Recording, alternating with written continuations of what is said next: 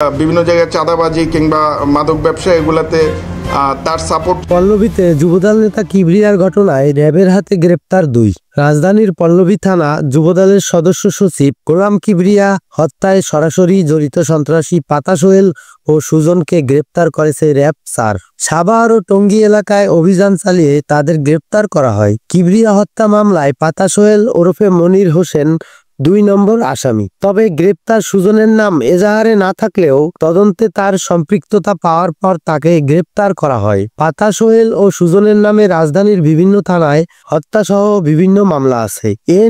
এ মামলায় 3 জন গ্রেপ্তার হলো। মঙ্গলবার বিকেলে রাজধানীর পল্লবী থানায় 5 জনের নাম সহ অজ্ঞাত 8 জনের বিরুদ্ধে হত্যা মামলা করেন নিহত কিবরিয়ার স্ত্রী সাবিনা আক্তার দিনা। গত সোমবার মিরপুর 12 নম্বর সেকশনের সি ব্লকে একটি দোকানে ঢুকে গুলি করে হত্যা করা হয় গোলাম কিবরিয়াকে।